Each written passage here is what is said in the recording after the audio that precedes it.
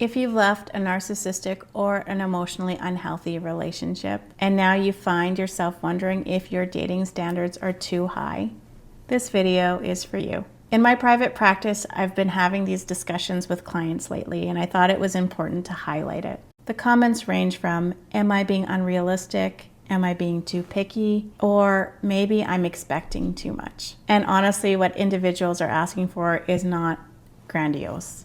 They're normal things like consistency, emotional availability, communication, and accountability. In this video, I want to have a conversation about why you feel like your standards are too high and why they're actually not. The first thing that you have to understand is that narcissistic or emotionally abusive behavior doesn't just hurt you, it changes your baseline. When you've been in a relationship that is emotionally volatile, inconsistent, and invalidating, it makes sense that your nervous system adapts. It begins to normalize unpredictability, emotional highs and lows, over-explaining yourself, walking on eggshells, and proving your worth. Over time, dysfunctional relationship patterns become normal. So when the relationship ends and you start to say things like, I want someone who can communicate, I want someone who is emotionally available, your nervous system goes, what are you talking about? That's not our familiar, that's not what we know. So it makes sense why you feel like those standards are too high, because your baseline is low due to your previous experience.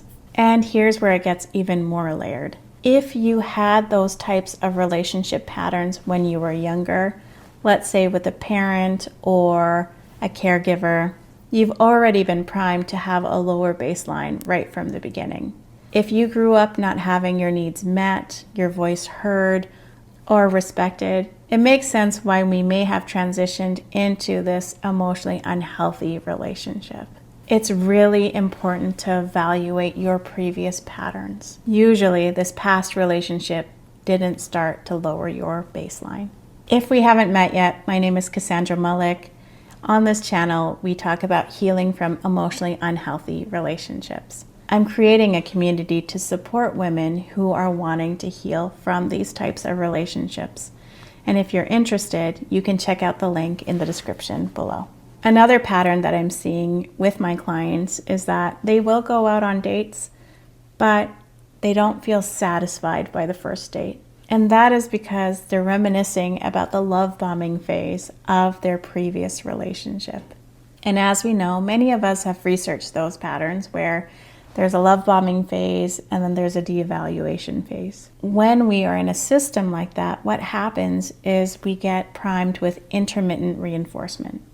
It's like going to the casino and putting in some money and winning a little bit, and then you're hooked because you want to win again. The same types of dynamics happen in those emotionally unhealthy relationships. And so when we go out into the dating world again after being in one of those, we wonder what is happening, because our nervous system is primed to experience that love bombing behavior. And when we don't, it feels boring. We have to remember though that healthy relationships are like a slow burning candle. As you continue to develop trust and get to know that person, then they come forth and become more vulnerable. It's not like riding the rocket that you were on before, where there was a lot of adrenaline and there may have been a lot of emotional sharing in the beginning.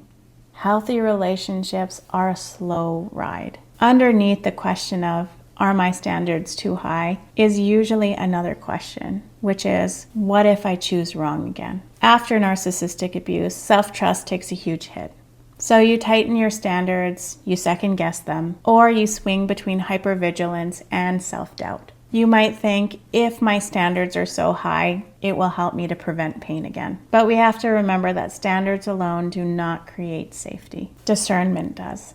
Discernment comes from watching consistently over time, observing behaviors, not words, and listening to your internal cues. When we're able to do this, we're rebuilding self-trust, because our self-trust was trampled on in that previous relationship. So here's the reframe. It's not an issue of having high standards. It's an issue of not trusting yourself. You're not asking for perfection here. You're actually asking for normal, healthy things in a healthy relationship. And if someone can't meet those things that you're desiring, like emotional safety, accountability, respect. That's information, not proof that you're being demanding or your standards are too high. The goal here isn't to shrink your standards to feel more acceptable. It's to understand why you feel like your standards aren't acceptable in the first place. If you're on a journey of rebuilding after a narcissistic or an emotionally unhealthy relationship, it's important to rebuild yourself as best as you can.